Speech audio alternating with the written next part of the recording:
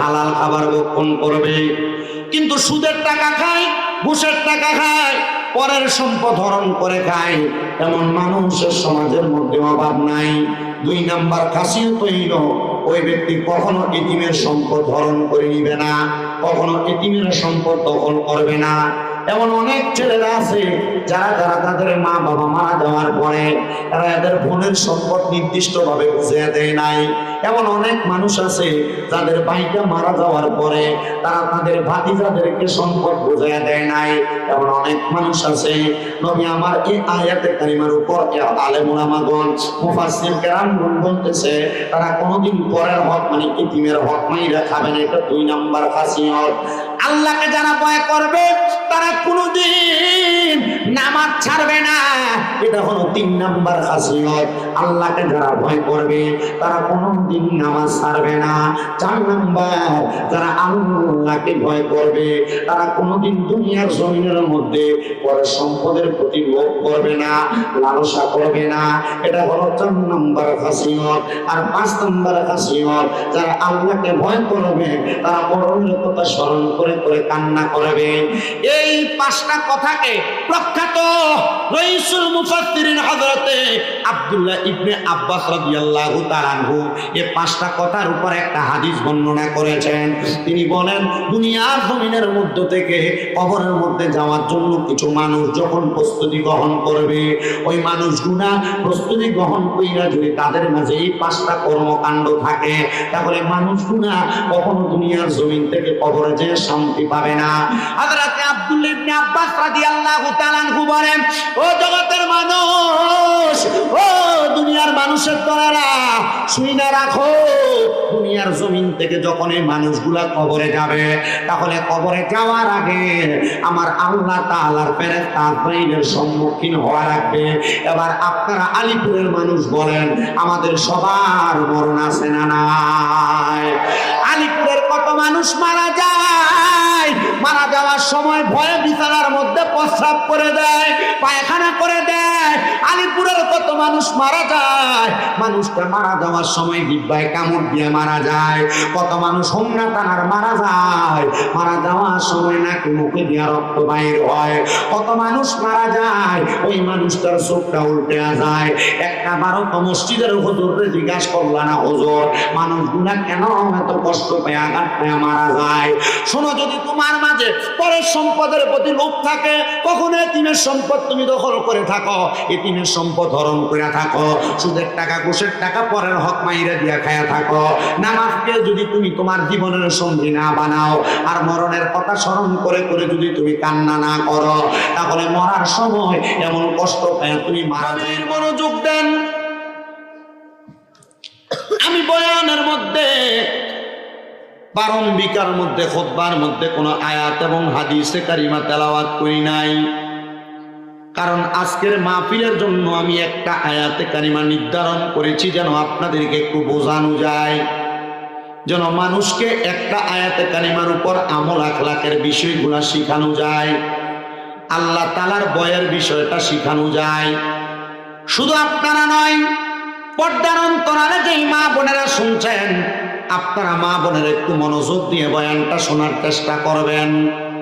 আল্লাহ তাআলা কোরআনুল কারীমের মধ্যে একটা আয়াত ঘোষণা করেছেন।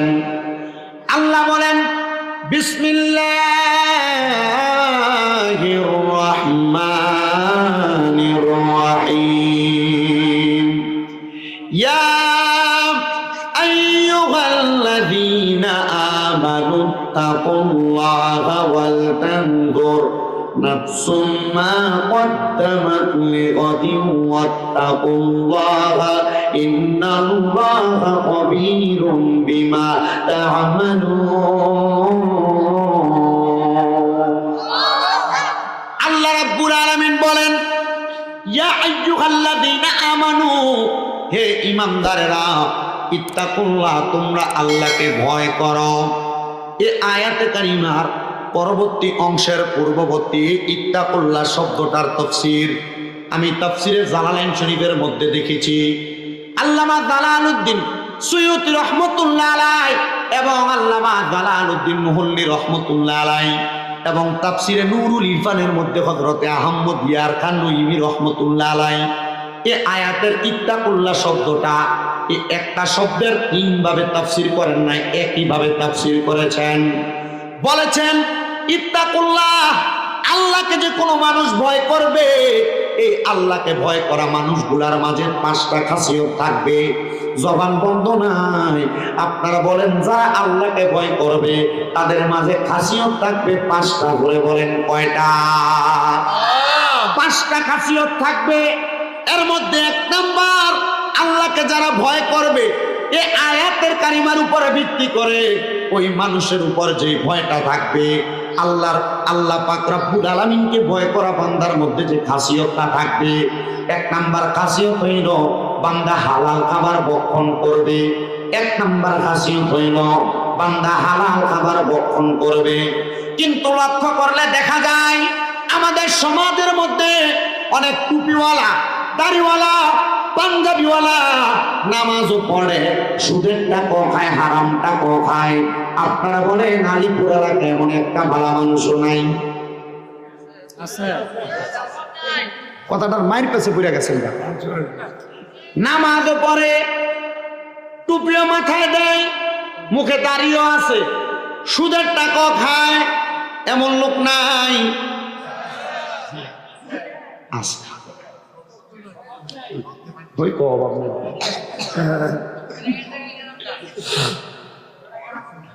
আপনারা থাকবেন তো ইনশাল্লাহ শেষ পর্যন্ত?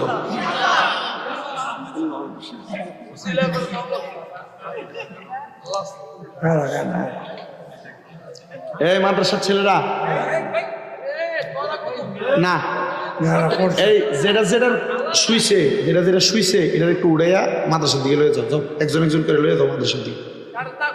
আমার ফলাইনের দরকার, এনে ঘুমায় থাকে একটা না, দেখো মানে 3-4টা ঘুমা। আর এনে পুরো সব শয়তানের সর্দার পেয়েছে, দুষ্টামি করো না, একজন আরেকজনের দিকে তাকাইয়া দুষ্টামির দরকার নেই। ওদের যে মূল ধারাবাহিকতায় ছিলাম, তাহলে আল্লাহকে যারা ভয় করবে তার মাঝে খাসিয়ত থাকবে কয়টা? তোরে কন্যা কয়টা? এক নাম্বার খাসিয়ত হইল সে ব্যক্তি হালাল খাবার ভক্ষণ করবে, কিন্তু সুদের টাকা খায়, ঘুষের টাকা খায়, পরের সম্পদ হরণ করে খায়, এমন মানুষের সমাজের মধ্যে অভাব নাই। দুই নাম্বার খাসিয়ত হইল ওই ব্যক্তি কখনো এতিমের সম্পদ হরণ করে নিবে না, কখনো এতিমের সম্পদ দখল করবে না। এমন অনেক ছেলেরা আছে যারা তাদের মা বাবা মারা যাওয়ার পরে এরা এদের বোনের সম্পদ নির্দিষ্ট ভাবে বুঝিয়ে দেয় নাই। এমন অনেক মানুষ আছে যাদের ভাইটা মারা যাওয়ার পরে তারা তাদের ভাতিজাদেরকে সম্পদ বুঝিয়ে দেয় নাই। এমন অনেক মানুষ আছে। নবী আমার এই আয়াতে কারিমার উপর আলেম উলামাগণ, মুফাসসির কেরামগণ বলতেছে তারা কোনোদিন পরের হক মানে এতিমের হক মাইরা খাবে না। এটা 2 নাম্বার খাসিয়ত। আল্লাহকে যারা ভয় করবে তারা কোনোদিন নামাজ ছাড়বে না, এটা হলো 3 নাম্বার খাসিয়ত। আল্লাহকে যারা ভয় করবে তারা কোনোদিন নামাজ ছাড়বে না। 4 নাম্বার, যারা আল্লাহকে ভয় করবে তারা কোনোদিন দুনিয়ার জমিনের মধ্যে পরের সম্পদের প্রতি লোভ করবে না, লালসা করবে না, এটা হলো 4 নাম্বার খাসিয়ত। আর 5 নাম্বার খাসিয়ত, যারা আল্লাহকে ভয় করবে তারা মরণের কথা স্মরণ করে করে কান্না করবে। এই 5টা কথাকে প্রখ্যাত রাইসুল মুফাসসিরিন হযরতে আব্দুল্লাহ ইবনে আব্বাস রাদিয়াল্লাহু তাআলা আনহু এই 5টা কথার উপর একটা হাদিস বর্ণনা করেছেন। তিনি বলেন দুনিয়ার জমিনের মধ্য থেকে কবরের মধ্যে যাওয়ার জন্য কিছু মানুষ যখন প্রস্তুতি গ্রহণ করবে, ওই মানুষগুলা প্রস্তুতি গ্রহণ কইরা যদি তাদের মাঝে এই 5টা কর্মকাণ্ড থাকে তাহলে মানুষগুলা কখনো দুনিয়ার জমিন থেকে কবরে যেয়ে শান্তি পাবে না। হযরত আব্দুল্লাহ ইবনে আব্বাস রাদিয়াল্লাহু তাআলা আনহু বলেন, ও জগতের মানুষ, ও দুনিয়ার মানুষের দলেরা, শুনে রাখো, দুনিয়ার জমিন থেকে যখন এই মানুষগুলা কবরে যাবে তাহলে কবরে যাওয়ার আগে আমার আল্লাহ তাআলার ফেরেশতা আজরাইলের সম্মুখীন হওয়া লাগবে। এবার আপনারা আলিপুরের মানুষ বলেন, আমাদের সবার মরণ আছে না নাই? আলিপুরের কত মানুষ মারা যায়, মারা যাওয়ার সময় ভয়ে বিছানার মধ্যে প্রস্রাব করে দেয়, পায়খানা করে দেয়, আলিপুরের কত মানুষ মারা যায়, মানুষটা মারা যাওয়ার সময় জিহ্বায় কামড় দিয়ে মারা যায়। কত মানুষ হোমনা টানার মারা যায়, মারা যাওয়ার সময় নাকি মুখে দিয়ে রক্ত বাইর হয়। কত মানুষ মারা যায়, ওই মানুষটার চোখটা উল্টে যায়। একটা বারো তো মসজিদের হুজুরে জিজ্ঞাসা করলা না, হুজুর মানুষগুলা কেন এত কষ্ট পেয়ে আঘাত পেয়ে মারা যায়? শোনো, যদি তোমার মাঝে পরের সম্পদের প্রতি লোভ থাকে, কখনো এতিমের সম্পদ তুমি দখল করে থাকো, এতিমের সম্পদ হরণ করে থাকো, সুদের টাকা ঘুষের টাকা পরের হক মাইরা দিয়া খায়া থাকো, নামাজকে যদি তুমি তোমার জীবনের সঙ্গী না বানাও, আর মরণের কথা স্মরণ করে করে যদি তুমি কান্না না করো, তাহলে মরার সময় এমন কষ্ট পেয়ে তুমি মারা যাইবা। একটা মানুষের রূহ যখন কবজ করা হয়, হযরতে জাবির ইবনে সামুরা রাদিয়াল্লাহু তাআলা আনহু বলেন, আখিরি জামানার পয়গম্বর মুহাম্মদুর রাসূলুল্লাহ সাল্লাল্লাহু আলাইহি ওয়াসাল্লামের জবান মুবারকের মধ্যে আমি বলতে শুনেছি, নবী আমার বলেছে, একটা তাজা বকরিকে লটকায় দিয়া চামড়াটা টাইনে চিনলে তাজা বকরিটা জীবিত অবস্থায় তার যত কষ্ট হবে, একটা মানুষের মরণের সময় রূহটা কবজ করার সময় মানুষটার এমন কষ্ট হবে। তবে যদি মুমিন হও, এমন কষ্ট পেয়ে মারা যাওয়া লাগবে না। যদি মুমিন হও, এমন আঘাত পেয়ে মারা যাওয়া লাগবে না। আরে মরণ তো কত মানুষ মরে, কিন্তু ইমানের সাথে কত মানুষ মারা যায় তার গ্যারান্টি কেউ দিতে পারবে না। ও আলিপুরের দাড়ি পাকা মুরব্বী বাবারা, বয়স্ক বাবাজিরা, দুনিয়ার জমিনের মধ্যে সন্তানদেরকে ভালো খাওয়ানোর জন্য, স্ত্রীকে ভালো করানোর জন্য, বাড়িতে সুন্দর একটা বিল্ডিং করার জন্য মানুষ তোমাকে ধনী বলবে, টাকাওয়ালা বলবে, এটার জন্য তুমি হারামের প্রতি লোভ করলা, আল্লাহকে ভয় করলা না। মনে রাখবারে মুসলমানের দলে না, তুমি কোনোদিন কবরে গেলে শান্তি পাবা না।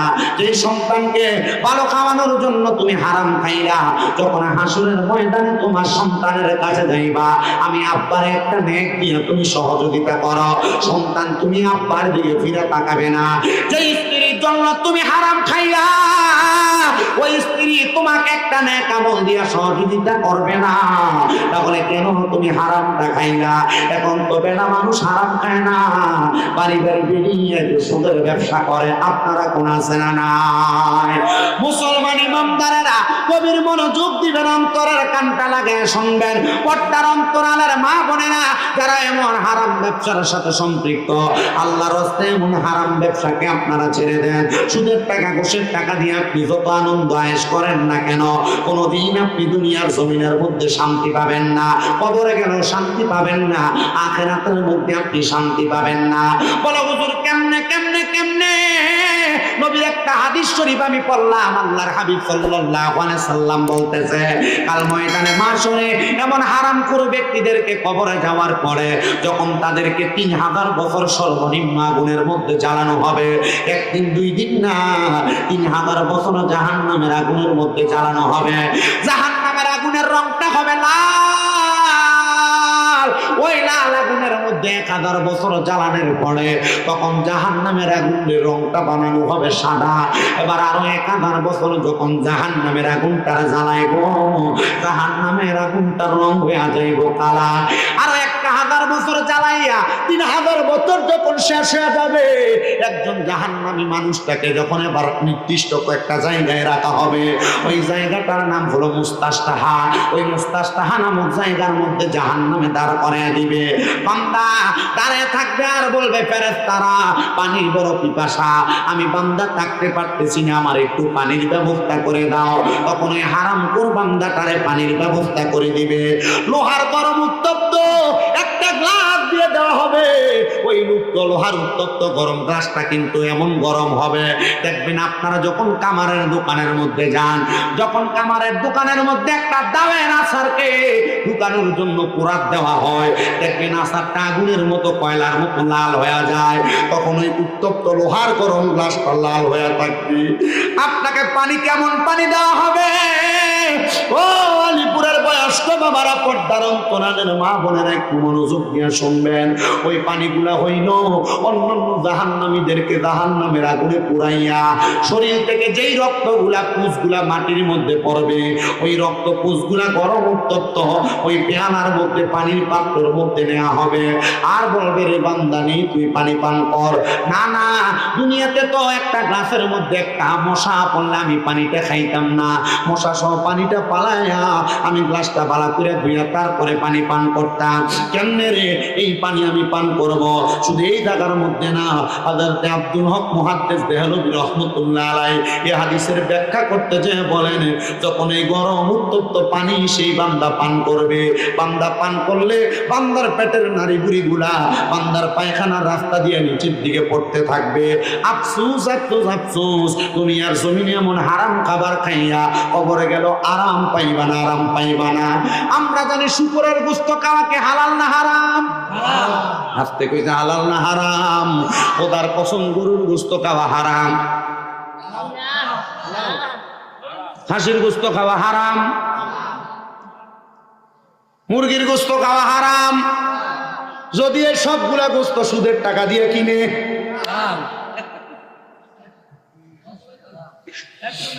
হ্যাঁ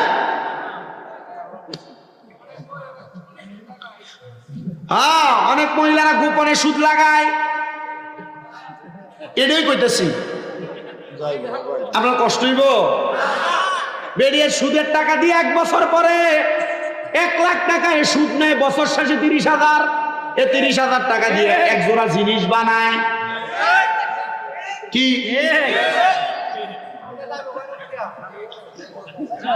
এটা দেবো উঠে মনে করে মেরে সুদ খায়, যাইতো না বিডিয়ে। আমি জানি হোমনা এলাকার এই তিতাস কোন, বানসারামপুর কোন, এরপরে কিতা মুরাদনগর কোন, মোটামুটি এদিকে বিডিয়ে ছামিম ব্রাদার ওয়াজ হবে। কি কোন? আমি যদি এরা বহিও এরা বয়ে থাকবো। হ্যাঁ, বেটির নাম দর করছি এরা মনে করবো আমরা কয় না। আর যেটা কয়, যেটা মনে করেন গায়ে লেগে গেছে গা, মনে করেন এটাই কামলাটা। কথা কোন ঠিক কিনা?